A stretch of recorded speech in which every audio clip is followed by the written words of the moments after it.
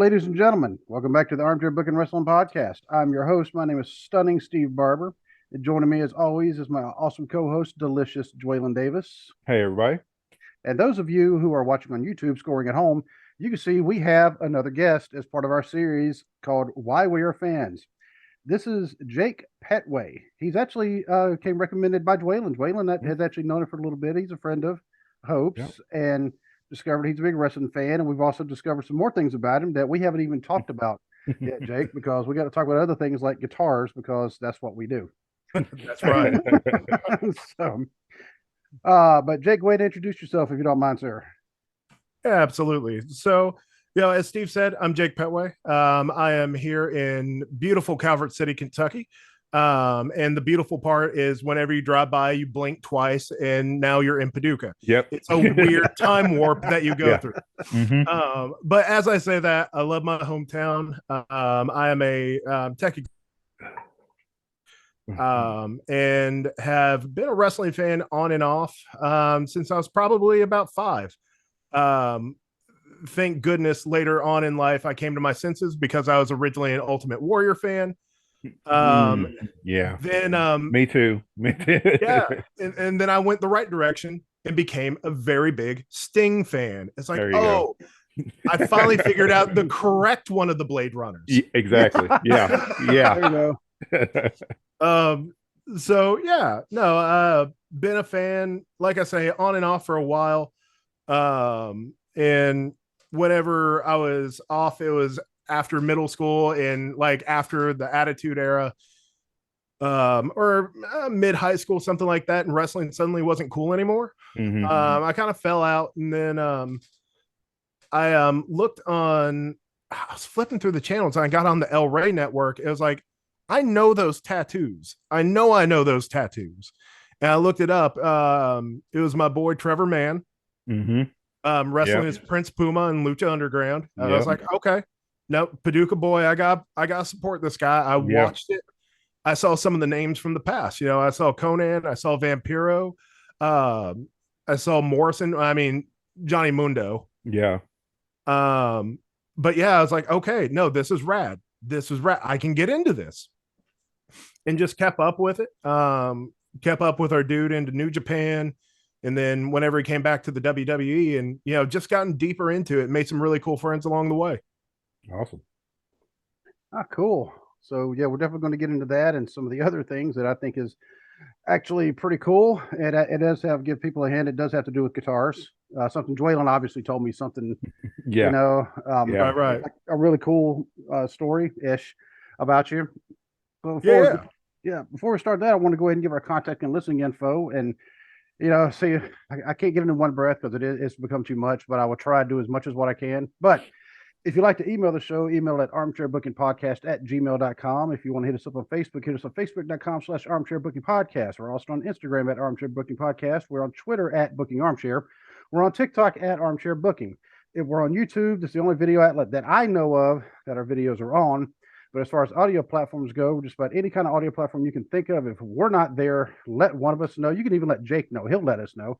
And we'll do what we can to get ourselves at it. And I found even more today, Dwaylon. I was doing a Google search, and I found even more. So and they're actually doing ratings. Speaking of that, on the audio platform, especially on Apple Podcasts, if you give us a 5-star rating and a review, I will actually read your review on the air. And that way everybody can hear us good, and definitely give us a rating. Even if you don't give us a review, give us a rating, because that helps with the algorithm. That helps people find us a little bit quicker if people do give us ratings.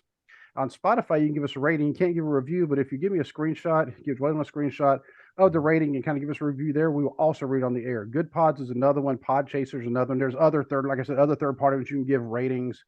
But if for merch, you can find us on tpublic.com/user/armchair-booking-podcast. You can get things like this lovely shirt that I have on now. This is the long sleeve version. You can also get coffee mugs, just like this. See, Jake, you want one of these. Oh, always. Yeah. You can also get phone cases, just like this. So, but that's, for the merch. Now, Dwaylon, you can also find him on Twitter at fat_daddy73, because he is Fat Daddy. He is one half of Big and Fat, along with his wife, who is Big Mama. No, it is not the Big Mama who's part of the Northern Wrestling Federation. Totally different Big Mama, although they have met. You can also find my other podcast called The Cubicle Chat. That's my non-wrestling podcast on just about any audio platform, and Twitter at cubicle_chat. And you can also find on Facebook at facebook.com/cubicle chat. So did I get everything, Dwaylon? Yes. Oh, Yes. one more thing. Mm. I just got to mention it every now because it's our flex. We are on IMDb. That's right. Yes, we are. Don't know how we got there, but we're there. Oh, we're there. A friend of ours did tell us. He said that it's probably because we're on YouTube. But either way, we're there. Yep, I'll take it. So, yep. And also before we start, we did get some sad news today. The wrestling world lost somebody I consider a legend, and Lanny Poffo, Leaping Lanny Poffo, the genius. Yeah, he passed away. I don't know the details, but yeah, I haven't seen anything yet. Any details, cause of death or anything. But yeah, that is sad because like a lot of people may not consider him a legend, but he was a big part of wrestling for me when I was a kid because even though he was considered lower tier, he was involved in a lot of major storylines. Yep. I mean, he even managed Mr. Perfect for a while. So, I mean, and those poems, which our friend Kyle actually suggested I write a poem for the show. I thought about it, but I was like, no, I would not do that great. So just so we don't besmirch the memory of Lanny Poffo, I'm going to go that. If anybody else wants to try it, go ahead because that man, he actually wrote all those poems that he wrote. Oh yeah. So, yep. Speaking of people writing things that they later on do at wrestling events, there's a wrestler named Elias who writes his own songs, plays his own guitars, is actually a very good guitar player.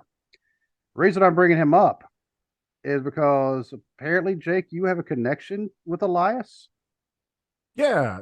So it was an interesting story how that came about. So I had mentioned Ricochet or Trevor Man, Prince Puma at the time. And I was in the same circle of friends as Trevor growing up. But I'm probably I think it would be easy to say I'm a better friend with Trevor's best friend, Aaron Duncan. He owns a car shop in town, and me and him would hang out. I've built several guitars for some of his cars that I've gone to the SEMA show. And one day, just almost like said very tongue in cheek, like lightheartedly, I just kind of joked. It's like, man, I think it would be really cool if Elias played a Petway guitar. And he was like, yeah, man, that would be really cool. And we just kind of left it at that. Didn't really think twice of it until about 4 weeks later, I get a text from Aaron and say, hey, call this number. It's Elias. Oh.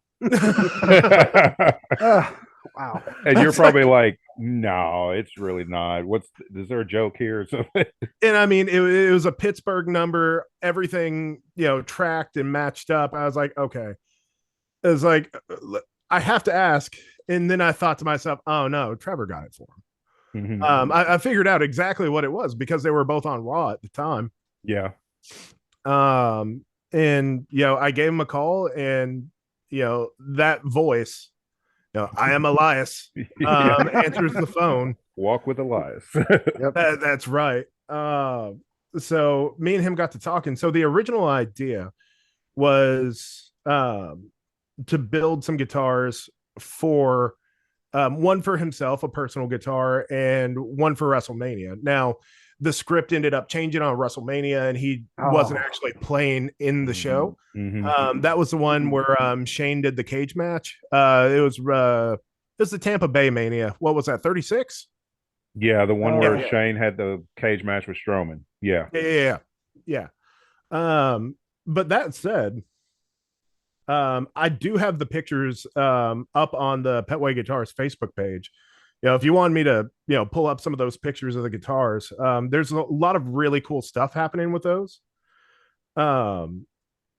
Actually, let me see if I can give you.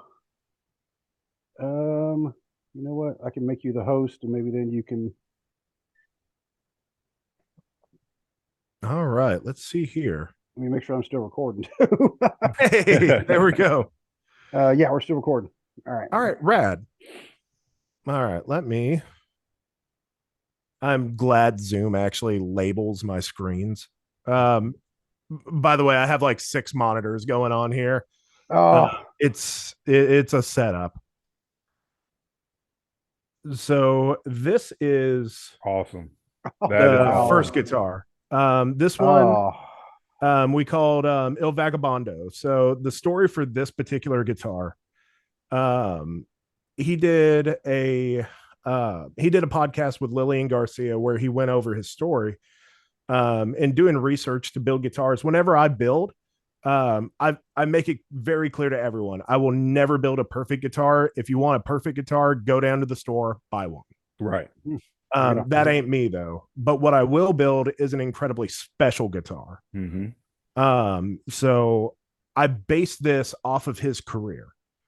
Okay. So the bottom layer here, this raw wood layer, that was the first time he tried out for WWE.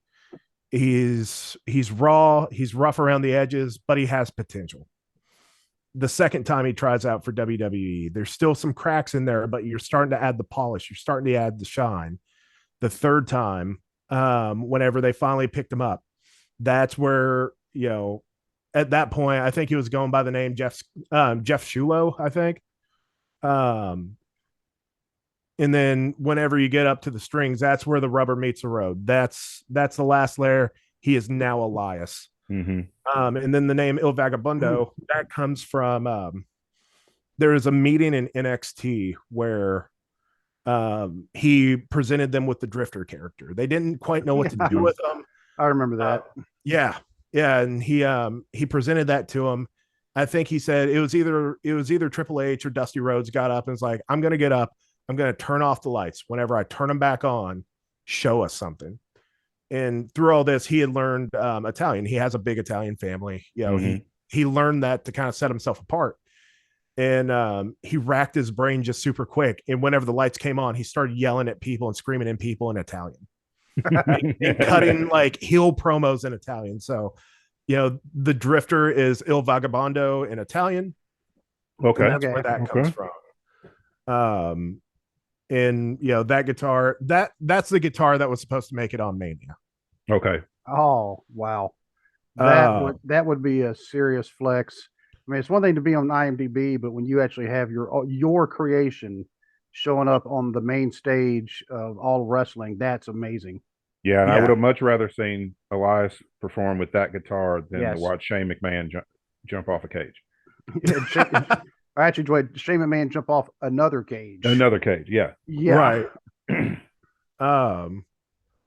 Oh, look at those. But yeah, there's the back of the guitar, some more shots. That's a good shot of the metal flake in there. Mm-hmm. No he didn't want a tremolo system, I'm guessing. No, he went with a hardtail. Okay. See here, and see, that was me and him whenever I delivered the guitars. That guitar I'm holding is his personal guitar. Okay. And that guitar to this day, I miss this guitar. Do you?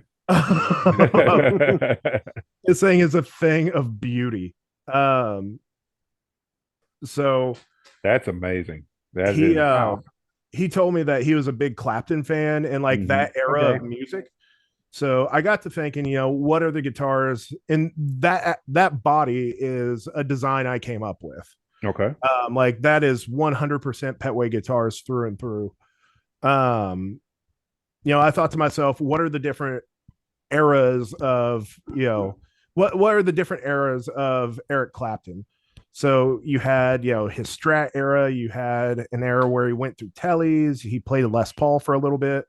So I kind of threw everything together in that regard and, worked with the pickups to where the neck pickup splits and you have a very like telly sound.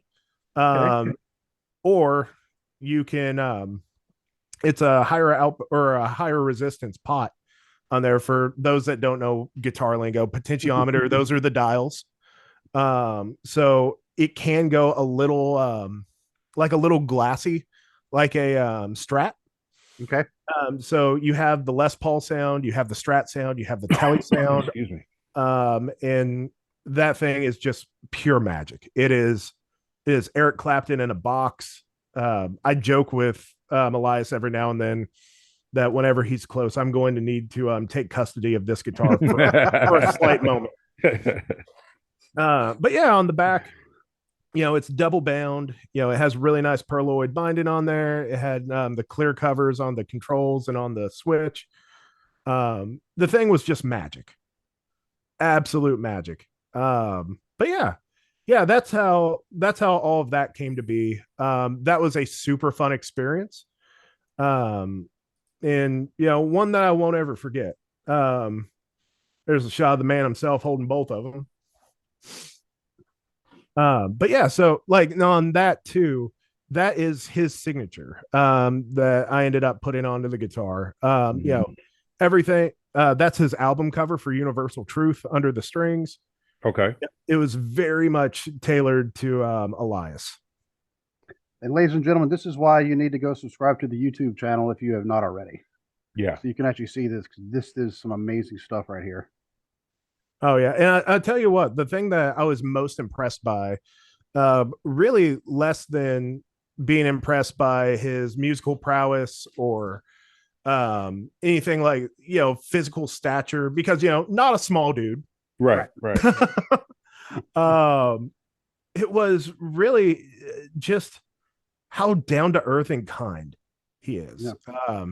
He was really more shy about meeting myself and my wife than we were about meeting him. And when I say that, I don't think she would mind me saying, but yeah, my wife was very nervous about meeting Elias. It's like, okay, this is someone on TV. This is someone that we see on a regular basis. Yeah, I remember you telling me and Hope that when y'all got to meet him. Oh yeah. Just a super, super great human being. I mean, by the end of the conversation, or by the end of the time we were together, he was giving hugs. He was just super, super personable. And like to this day, I promise you, I can text him and he'll answer. Cool. If I call him and I miss him, I promise you, he will call me back. Like he's just that kind of a human being. No, great dude. I'm about to say we could try an experiment right now. You could actually text him and say, "Hey, we're talking about you and your guitars on a wrestling podcast right now." Speaking of guitars, you know what, Dwaylon? One thing that T Public doesn't have is a guitar with this.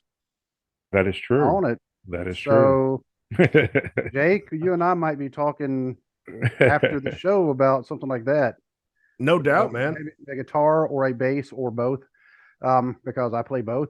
So, and my son actually, he's been picking up the banjo. I have no idea what inspired that, but you know what? I'm not complaining because he likes music. He's learning sax in school. I mean, he's got a melodica, he's got a banjo, he's got his own acoustic, his own electric. I have some keyboards here he can tinker around with, So I'm like, music is not a bad thing to learn. So no, not at all. No.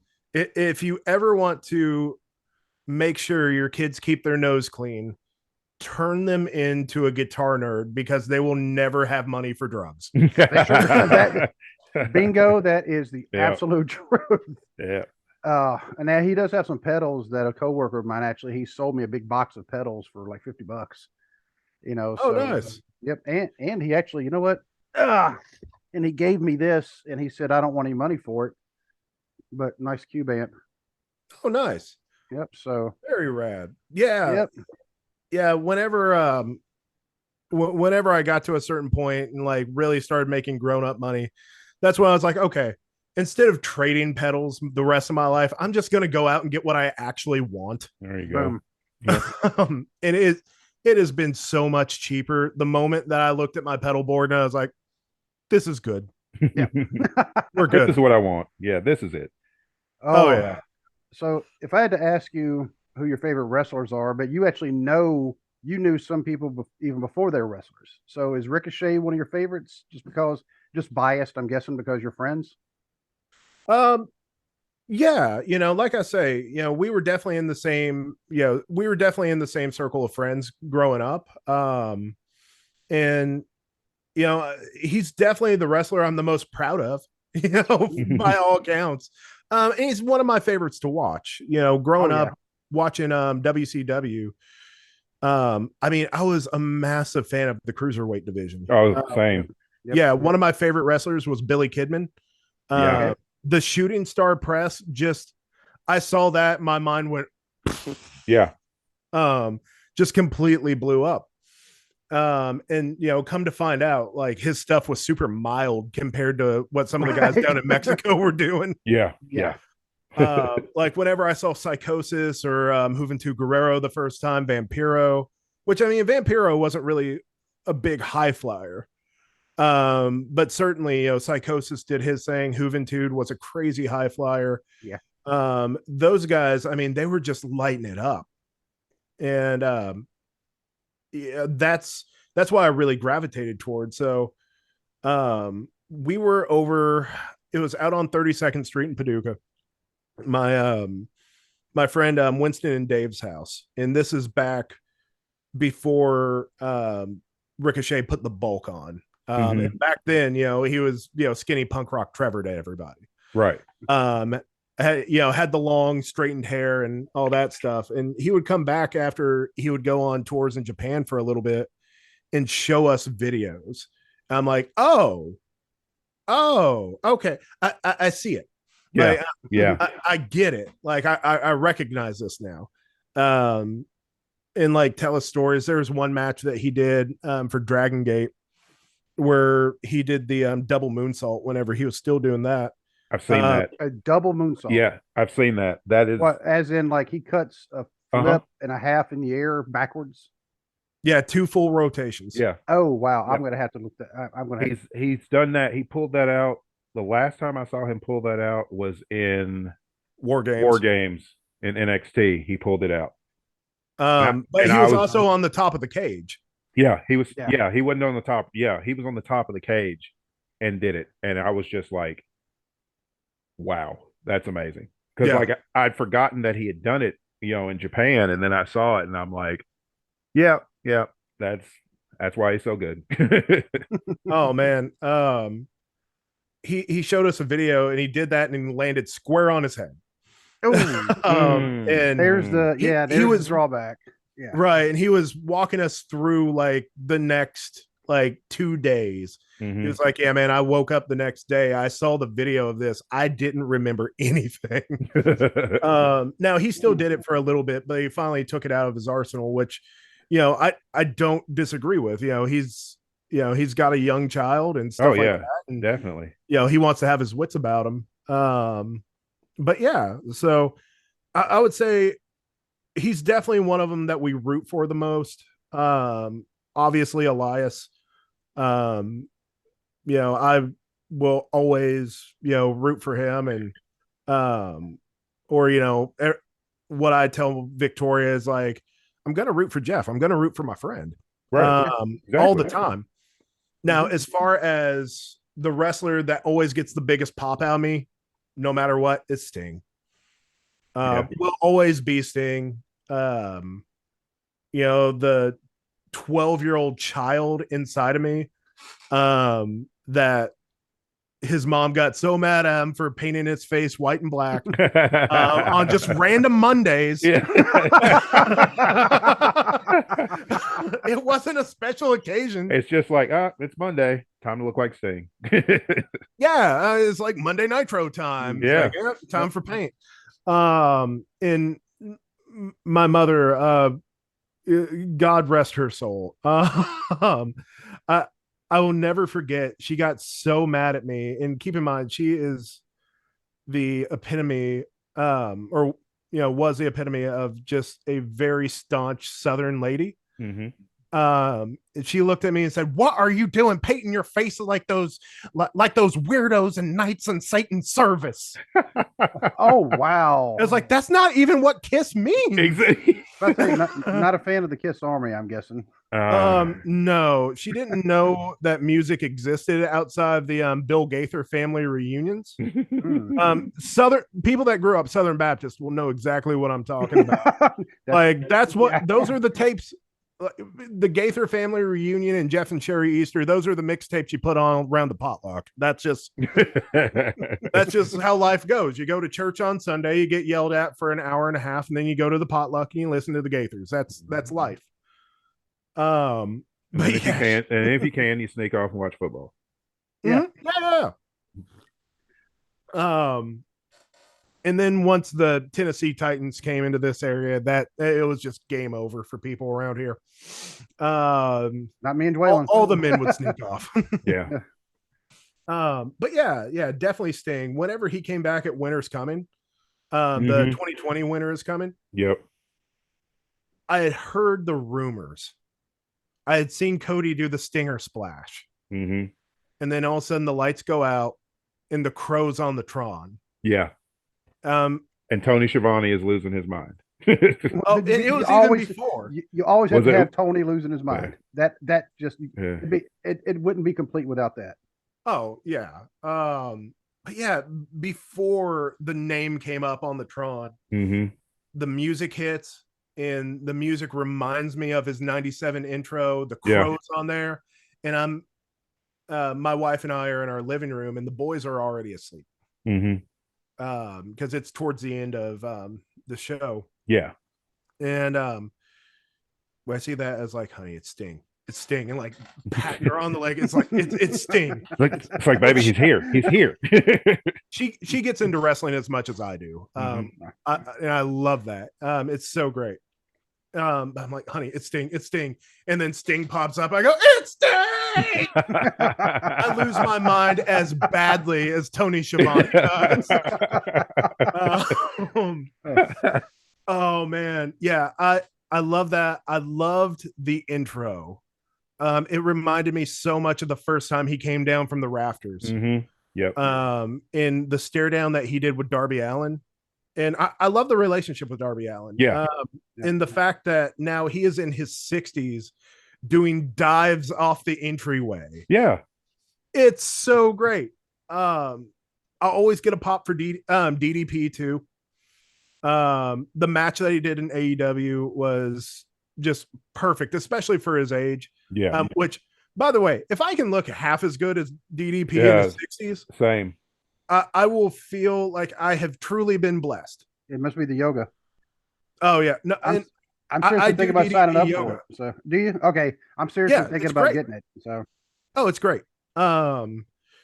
It fantastic program. But yeah, DDP was another favorite. The Outsiders, Kevin Nash, can't talk. Kevin Nash and Scott Hall. Those were always favorites. Oh gosh, there's so many. I didn't get into the Attitude Era until later. I was always more of a WCW guy. Same here. And you know, something just always felt off to me about the WWE. And this past year I figured it out. It was Vince. 1000%. Vince has always been the problem. Yeah. You know, I know he's supposed to be portraying a bad guy on TV, but man, he was way too comfortable. A lot of that stuff wasn't his first time doing it. You know how wrestlers always say that, you know, they're the best characters are just an extension of themselves turned up to 11. That's Vince. That was Vince McMahon on TV, just cranked all the way up. Oh yeah. Matter of fact, I'm fairly certain he just broke off the dial and forgot where he put it. Yeah. That's like, I don't need that. This is a good crap. We're gonna keep doing it. Yeah. Strut down the entryway. Then you might hear go, this goes to 11. Yeah. Do you even know where that comes from? Spinal Tap? No, oh yeah. You know, I love that movie. Vince doesn't know where it came Vince from. doesn't know though. He doesn't know anything. He probably thinks he came up with it. Yeah, you try to tell him it goes to 11. He's like, no, it doesn't. You know, Vince goes to 11. Why don't you just turn the rest of them up? Never mind. So, 11's just a mindset. We go to 15 here. Yeah. What are you doing sneezing? That's a 7 move. Yeah. Oh yeah, that's right. That's right. He hates sneezing. Yeah. So. Oh man. But yeah, no, those are definitely some of the favorites. Now, as far as who's my favorite to watch right now? That's a really It's a really good question. I love indie style wrestling, so it's gonna be somebody in AEW. Mine's Samoa Joe right now. I've always been a big Samoa Joe fan Yep. since Ring of Honor, and to be at this stage of his career and still putting on the kind of matches that he's putting on, because he knows that he can't be, he's not as quick as he used to be. Right. He's not as quick as he was 10 years ago, and he knows that. So he goes the other way, and it's like, I'm this brawling monster that you can't get away from, because every time you think you get away from, I'm just gonna wrap around you and squeeze you until you pass out. Yeah, Oh yeah. and he can do it just so effortlessly, because I'm pretty sure you've Yeah. seen. In fact, I'm pretty sure I retweeted that video that went around of him basically avoiding like all the top rope moves people are doing. Oh And yeah, where he just walks away. He just Yeah. walks away. He doesn't even look. Yeah, the note move. casual. That's great. Yes. Yeah, and he Yeah. he just looks like, yeah, Yeah, no, oh well. I'm not doing that. But Yeah, I like mean, even and his yeah. promos have even got his promos have always been great, but it's like his stuff he's been doing in AEW has just been just killing it. It's like Yeah. everything he's touching is turning to gold. Well, I mean, there's a reason Tony wants 2 belts on. Yeah. Yep. One is to say, please don't go back to Triple H. Yeah. Yeah. Yeah. But 2, I mean, if there was ever a monster heel, it's Samoa Joe. It's Samoa Joe. Yeah. I would say Samoa Joe, Brody King. I love what Brody King Oh, does. Brody's great. Yeah. I was talking to Victoria the other day, my wife, and she looked at me and made the statement, "Is like, if you were 6'5", you would be Brody King." Because it probably does translate that I am not a svelte fella. That probably comes through loud and clear. I think you kind of fit in pretty good around here, then. But I mean, definitely rather stocky. So yeah, you push me up to 5 foot. I look like, if I wore red, I'd be the broadside of a barn. So yeah, no, that would be Brody King there, between the beard, tattoos, and size and all that. Malachi Black, I've always been a fan of what he did. Started getting, big onto him during his NXT title run. Mm-hmm.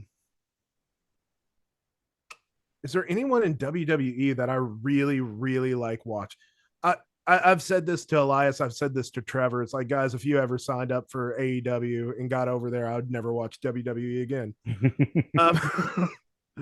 How about Kevin Owens? Because that kind of sounds. Yeah. So during the contract negotiation time period, I kept going back because he started sharing all the Mount Rushmore stuff. Mm-hmm. Yeah. I got so excited. Yeah. Because the one match I wanted to see was an I Quit match or a last man standing match between KO and Eddie Kingston. That's all I cared about. Oh, yeah. Yeah. Yeah. When he started doing the Mount Rushmore stuff, I'm like, come on. It's like the rest of them are already there. Just pull the trigger and get him. Yeah, it's right there. The other time I ever got really excited for a WWE guy to go over to AEW, which we talked about this before the cast of gatekeeping.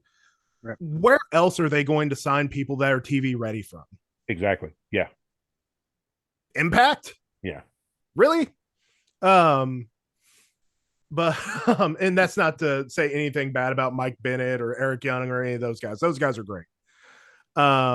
But their undercard, the difference between their undercard and their main event card is vast. Yes. There's a huge gap between the undercard and the main event and Impact. And AEW is not really like that. It's like a lot of times it's like you've got several undercard matches that are on the same level as your main event matches. Oh yeah, and there's so many like credible main eventers. Even whenever Jungle Boy did the series with Kenny Omega, he looked like he belonged. Oh yeah, definitely. AEW has done a very good job at putting over stars. Mm-hmm. But yeah, the only other WWE guy I got excited about was the idea Like when everyone started whispering, maybe whenever Christian came in, it's like, ooh, maybe the Hall of Fame caliber guy is Lesnar. I thought to myself, if we do not get Orange Cassidy versus Brock Lesnar, I will burn Daly's place to the ground. Oh, Oh. Whew. Orange would die, but he would sell Yeah. it perfect. With his hands in his pockets the whole time. Oh, the whole time. Yeah. Oh, it would be so great. He would probably get Brock to laugh. He would probably, as soon as he Yeah. put the hands in his pockets, Brock would probably bust out laughing. I mean, our truth can make Brock laugh. Yeah. Let's not act Yeah. like it's a high bar to clear. Yeah. Oh, poor R-Truth. They killed his title. Yeah, they did. 24/7 title. I'm like, man, what's R-Truth going to do now? 24/7, 7-Eleven, Waffle House, Huddle House, I-24. Yeah. Yeah. And if you look at R-Truth, he's our age. Well, mine and Dwaylon's age. Mm-hmm. Yeah. We don't look that good, dude. I mean, No. I mean, he The does dude not, doesn't age. He looks exactly how he did back in 2002 when he was the NWA World Champion in TNA. I mean, the dude does not age at all. Well, I mean, he took all those health tips from his childhood hero, John Cena. He did. He really did. I mean, we should have done that too. And Dwaylon, we also established why. It doesn't crack. Yeah, that's true. I mean, that is true. So I'm pretty sure you figure out what we're talking about, Jake. Yeah, no. I'm just sitting here thinking, well, Dwaylon, you're a liar because you're on there saying how old you look. Come on, man. You can't claim stuff like that and be like, yeah, that's true. Then be like, but man, I look real old. Yeah. It's the white hair that. Yep. If it wasn't for the white hair, nobody would think I'd be 50 this year. Oh man, dude, I tell you what, Keith Lee.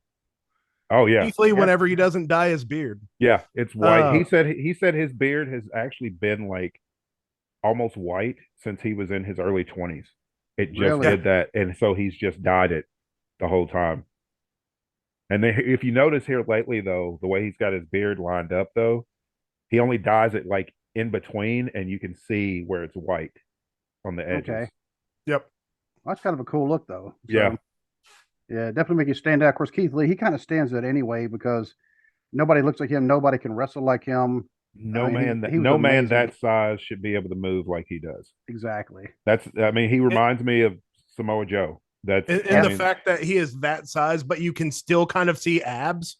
Yeah. It's like, man, come on. Yeah, they're big. Come on. They're big abs, but they're abs. I mean, I got the keg over here, so he's easily 350, and he's moving around the ring like Rey Mysterio. I mean, it's like no guy should be doing like planches off the top rope at 350 pounds. No, shouldn't, but you know what? But he does. It's kind of like what my science teacher said about the hummingbird. She's like, a hummingbird's not supposed to be able to fly. Nobody told him that. Yep. So there you go. Now, with you being a wrestling fan even now, Jake, and you're in your 30s, correct? Yep. Do you still catch a lot of grief from people who are not fans? Because we talk about this quite a bit. People, how are you a wrestling fan? Don't you know it's fake? And that's always a big word. I can't not stand that word. We can't ban the word from the program because we can't talk about how dumb the word sounds if we ban it. But Dwayne and I, we both hate that word. Mm-hmm. Oh yeah. It's funny though. Whenever they bring that up, it's like, well, yeah, nobody advertises it as unscripted. Yeah. Nobody. We all know what we're going to do. It's like, and this is how I equivalate it.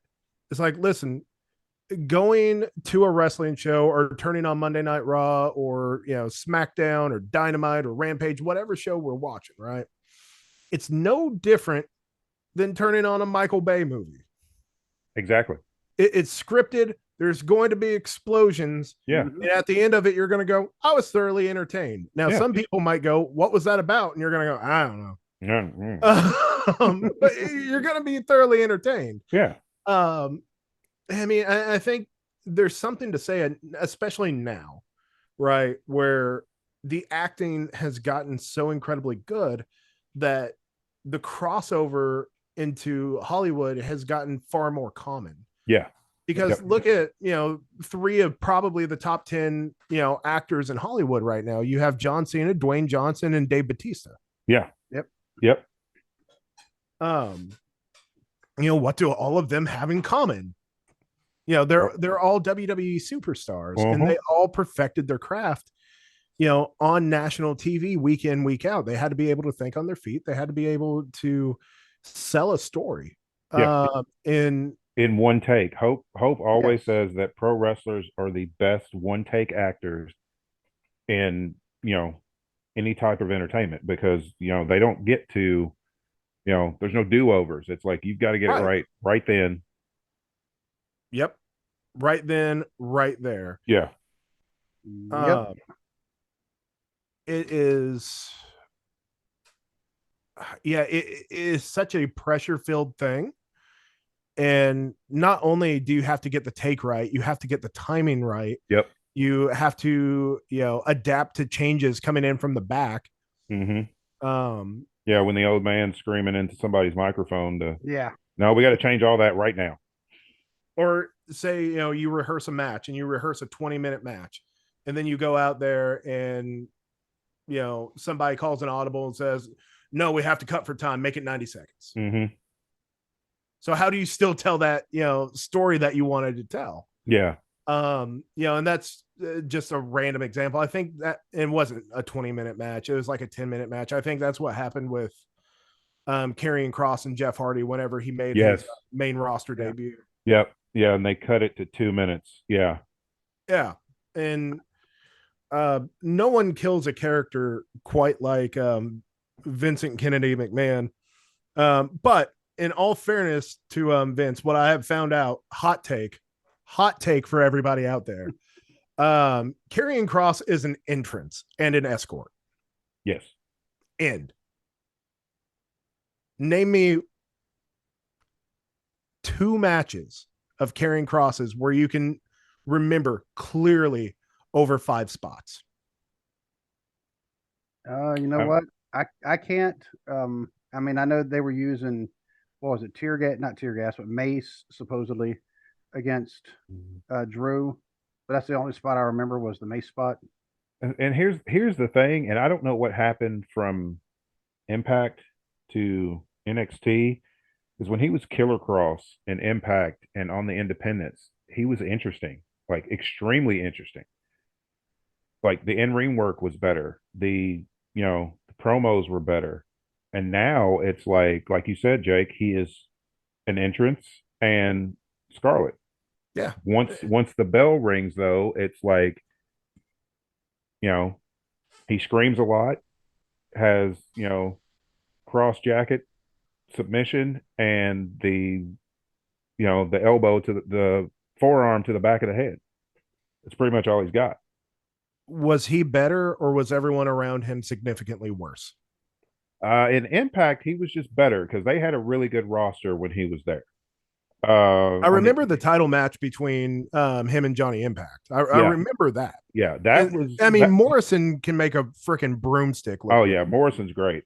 But when he was on the Independents, it's like he was really good. I don't know if he got lazy, and I don't know if he believed his own hype, and because like Adam Cole said it best in that promo, he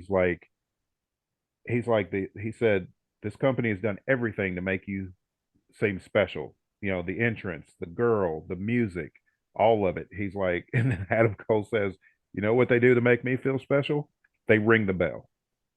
And that's the thing with Karrion Kross. It's like they ring the bell, and then all of a sudden somebody's got to carry him.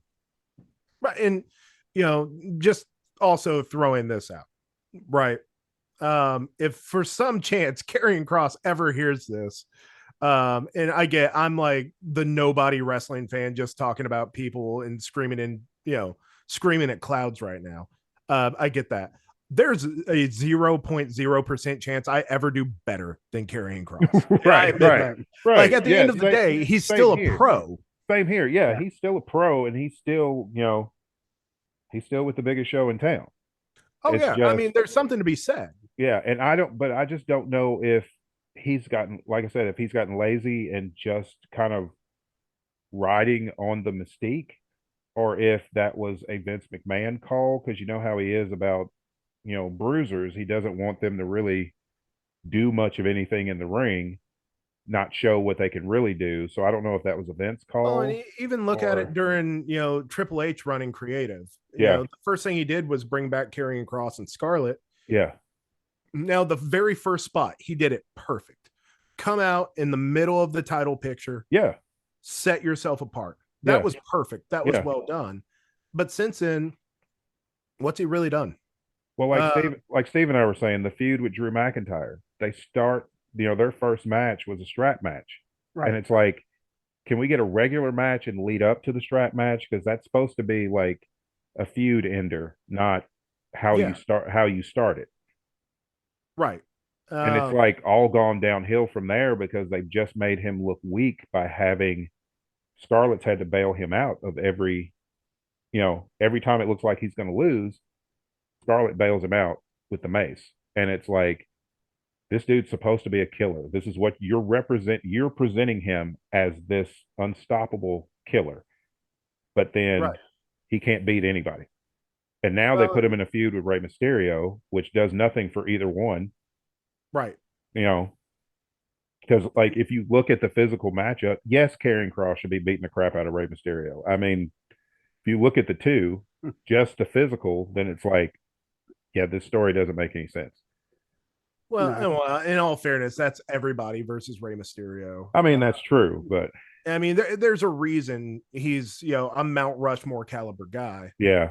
But I look at it too, and I think to myself, what happened in NXT, because Triple H just put a freaking rocket on that guy's back. Yep. And he was beating the brakes off of everybody, completely unstoppable, until he tried to slam Keith Lee, and his shoulder just said nope. His shoulder's like not having it. Yep. Yeah, you don't try to slam Keith Lee. No. Not how he was trying to do it. I mean, he was almost trying to deadlift him, and it's like, no, that's not going to work out. I get it. If he gets him up, that's an impressive spot. But I think too, I look at stuff like that, and the only thing that I will say, as much as I love the AEW product, there's no reason for these people to take as many risks as they do. Especially Ray Phoenix. Ray Phoenix takes a lot of risks. I mean, and he's gotten injured, a few times. Well, and you look at possibly the most underrated, underappreciated wrestler of all time. People can yell at me in comments all they want, but Miz, he's gotten injured once. One time, yeah. And it was during the stupid zombie match. Yeah. And it wasn't in the match. It's when they pulled him out of the ring is when he got hurt. Yeah. And I'm a big proponent of the Miz, because some people just don't like his background. I'm like, if you didn't know about his background, if you just looked at what he does in the ring, you would be fine with it. But here's my thing with his background. Look at where he came from and look at the work that he's put in to become the wrestler and the character that he is. I mean, he is, in my opinion, he is a Tully Blanchard level heel. Yep. You want to hate him, and you will spend your money to see somebody beat him up. And he gets it. He gets it. And every time they turn him face, you can tell he's like, how can I switch up on the crowd real quick and get back to being a heel? Because that's what I'm good at. Well, but you think about it too, no matter what he does, he gets over. Oh yeah. All the time. Yeah. That entire story with Shane during WrestleMania 35. Like, he was over. Oh yeah, he was like absolutely the sympathetic babyface, which you would never think of the Miz as the sympathetic babyface. Never once. He made it work. But I mean, he is just a fantastic heel, and I have nothing but respect for the Miz. I mean, he's got a face that I want to punch every time, which goes along his character. But I mean, the work and dedication that he's put in to come from reality TV to become a WWE champion. And I mean, how many people get to say that, oh, I started out on MTV. I've also held the WWE title. I mean, Kurt Loder can't do that. It- Dude was on my TV 4 times a day, every day growing Four up. times a day, every day. Eat Yeah. it, Kurt Loder. Yeah. Wow, that's a name I haven't heard in a long time. I know, right? You know, I was who like, the- who's this pretentious guy reading the news? and you know, and he didn't host Headbangers Ball before Ricky Rackman. Who was it? Oh, that's a really good question. The Before blonde Ricky Rackman. Yeah. He was one of Okay. MTV's regular VJs, and then they just slapped on a leather jacket and said, "Hey, go host this." You know, Yeah. Go for all host the metal show. Yeah. yeah, we're gonna put it at midnight. Yeah, have fun. Remember we always waited up for it. Yeah, It we was did. like Of all course, the I time. mean, good thing about being in Hopkinsville. The first time I heard Kevin of it Seal. was it Kevin Seal. I thought it was Adam something. Yeah, there was Kevin Seal, then Adam Curry. Adam Adam Curry. Curry. Yeah, Adam Curry. and then Ricky Rackman. Oh, Who was after Ricky Rackman? Because there was one other person before they stopped doing it. I thought. He went from 90 to 95. Vanessa Warwick. Okay. Went, 90 to 97. I Then thought there Jamie was. Josta. I thought there was somebody, at least one other person after Ricky Rackman. Yeah. oh, I got to meet Ricky Rackman at a NASCAR race. Did you really? Yeah, cool dude. I met him in Richmond in 2005. Okay. Okay. Yeah. Yeah, cool. Oh. Dude. Oh, so one of the things, I was talking about catching grief from people. When there was somebody I know, and I'm not going to mention her name, not that she listens to this anyway, because, she's not a wrestling fan. You can tell because she looked at me and she said, "How are you a wrestling? You have a master's degree. How are you a wrestling fan?" Jake, not that we bring this up with our guests, something you told me before the show. What yeah. are you currently doing right now as far as education? Yeah. So, like you said, I have a master's degree. I have an MBA. Right now, I'm currently pursuing my PhD in organizational leadership. Okay. So yeah, it's certainly not an IQ thing. If that was the case, Raven would have. Yeah, Raven. Really and truly, most of the guys really over are incredibly smart business people. Mhm. You look at the business practices for Kevin Nash, for Scott Hall, for Hogan. Yeah. Say what we will about Hogan. Yeah. And there's a lot you can say about Hogan.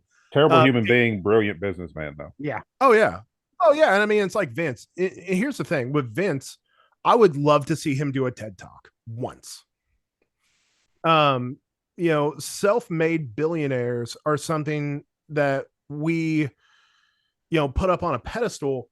But for some reason, one that is true or as true to self-made as you can be, he bought the company from his dad. His dad started it, but he was the one that put the rocket on its back. Yeah. Why don't we have more information about Vince and how he did this? We idolize people like Elon Musk. Dude, Elon Musk stepped into PayPal and just kind of took over. Exactly. His friends started Tesla and he just enhanced it. Yeah. That's not to say he didn't have the ideas. That's not to say he's not a smart guy, but come on. Like he stepped But he in. didn't He start had from starts. Yeah. Mhm. He didn't start from literally from the ground up and Because go from there. Vince grew up. He actually didn't know his dad growing up. He grew up in a trailer park in Havelock, North Carolina, right close to Cherry Point Marine Corps Air Station. And then he met his dad, of course, later on. He didn't even grow up with the name McMahon. He calls was Vince Lupton. And his dad brought him in, and because his dad didn't want to bring him in, he said, "Fine, there's this arena that I own up in Maine. It's news money every year. I'll give you a year to turn that around. If you can do it, then I'll let you do other stuff." And Vince and Linda actually made that arena turn a profit. Right. And so it kind of went from there. But I mean, of course, I know a lot of people would also say, well, his dad gave it to him, because they say that about Jeff Bezos. And I get it, because his dad gave him $100,000. But I'm like, I know some people right down the street from me. If I gave them $100,000, they'd spend it on hookers and meth. So you'd still have to have it up there. Right. Somebody posted on LinkedIn the other day, the number one reason why more families do not have generational wealth is because somebody that becomes wealthy never teaches those other generations of how to do it. Yeah. Yeah. Yeah. It's a very it's a distinctly different skill. That's how the Woolworth company shut down about 10 years ago because of that. Yeah. Most families within 3 generations, all that's gone. So like you say, something's happening upstairs that's different. And you look at different outfits, the Savannah Bananas. If that guy tried to do things the way every other minor league baseball team did, that team would have failed. But he's one of the biggest, he's one of the biggest sports organizations in the US right now, or, akin to the, Harlem Globetrotters, but still, like, the people that can make it like that are just wired totally differently. So yeah, I would love to see information about Vince. But you said that this is what spawned the thought was Vince is a business person first and a human being second. Yeah, absolutely. Yeah. Yeah. And I think the human being is a distant second. Yeah. I mean, I can't make judgments on the man. I don't know the dude, but yeah, I mean, some of the calls that he makes, it's almost impressive how much he can separate business and personal. Dwayne, I have an idea for an upcoming show that we can do. We invite Jake back, and it's basically, how did Vince do it? There you go. Yeah. Hey, Jake, we know you're coming back now. Fair. But I mean, we actually do have to go ahead and wrap this up, though, because some of us are in the Eastern time zone, and we have bedtimes. Because getting up at 4:30 in the morning, kind of, especially today, I actually took the day off of work, called in sick because had something going on last night. I was just my stomach was in a lot of pain, not like like having to run to the bathroom. It was just almost like not Crohn's, but IBS. Gotcha. Yeah, which is no fun. It feels like you have a big rock in your stomach. But yeah, I called in, so. I'm going to have some work to make up tomorrow, unfortunately, and I have to get up early. But yeah, Jake, thank you so much for coming on. I am so glad that yes, absolutely. Dwaylon told me. Thank you, Jake. I appreciate it. I am going to have to reclaim host though. Just it may not let me do anything otherwise. But yeah, this is a lot of fun, and yeah, you gave us some good show, at least one good show idea right there. How did Vince do it? But right now, I mean, we're running through this series, and we're booking people like left and right, for this series. It's been awesome. Yeah. And you've been an awesome guest as well. We hope that thank you. Hopefully you had as much fun as what we did. That's what we always kind of aim for. Oh no, I am always down to talk wrestling. Always. We Jake and I stood in Walmart here in Paducah. It was a couple of months ago. And I mean, we talked wrestling for probably half an hour. Oh yeah, standing there with our wives, and we were just talking wrestling. Well, I mean, Dwaylon, how did the podcast start 5 years ago? When first time I brought it to you, I was like, what? We keep texting each other. Let's just start a podcast. Yeah, we talk about it all the time. So, yep. Yeah. And podcasting, it is fun. I will tell you that. Yeah, it is. But either way, I still gotta, because I'll start rambling and Dwaylon will look at me. Yeah, he's tired. He's seen it. It's like, he's sleepy.